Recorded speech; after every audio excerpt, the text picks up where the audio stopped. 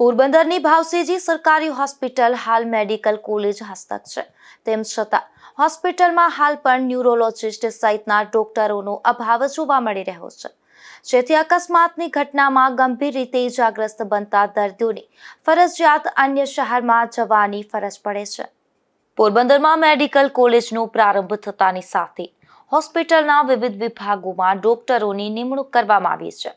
ત્યારે પોરબંદરની ભાવસીજી સરકારી હોસ્પિટલ છેલ્લા ઘણા સમયથી મેડિકલ કોલેજ હસ્તક હોવા છતાં પણ ન્યુરોલોજિસ્ટ સહિતના નિષ્ણાત ડોક્ટરોનો અભાવ જોવા મળી રહ્યો છે, જેથી અકસ્માત સહિતની ઘટનામાં ગંભીર રીતે ઇજાગ્રસ્ત દર્દીઓને ભાવસીજી હોસ્પિટલમાં પૂરતી સારવાર મળતી નથી અને ફરજિયાત જામનગર તેમજ રાજકોટ ખાતે ગંભીર સ્થિતિમાં રિફર થવાની ફરજ પડે છે.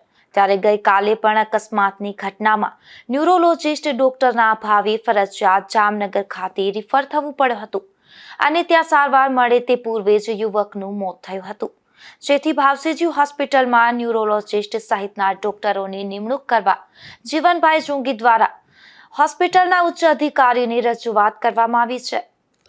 આજે મેં એમએસ છે જે ભાવસીજી હોસ્પિટલના મામલી સાહેબને લેખિતને રજૂઆત કરી છે. કારણ જે છેલ્લા 2 દિવસમાં જે બનાવ બન્યા એ બનાવમાં અહીંયા જે ન્યુરો સર્જન કે ન્યુરો ફિઝિશિયન ન હોવાથી ગંભીર ઇજા થવાથી પિયુષ લોધાડી નામનો છોકરાને જામનગર લઈ જતા એ રસ્તામાં જ ઓફ થઈ ગયો.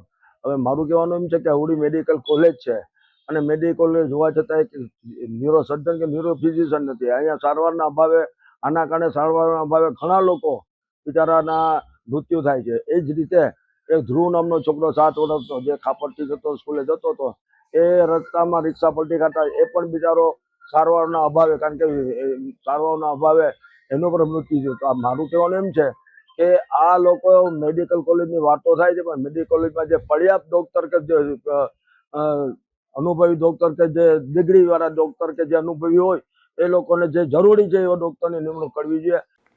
હોસ્પિટલના ન્યુરોલોજિસ્ટ ડોક્ટરના અભાવે દર મહિને 10 થી 15 દર્દીઓને ફરજિયાત અન્ય શહેરમાં રિફર થવું પડે છે, જેથી એમ્બ્યુલન્સ ચાર્જ સહિતનો ખર્ચ પણ વધી જાય છે. નિપુલ પોપટ સાથે અશોક થાનકી, ગુજરાત ન્યૂઝ, પોરબંદર.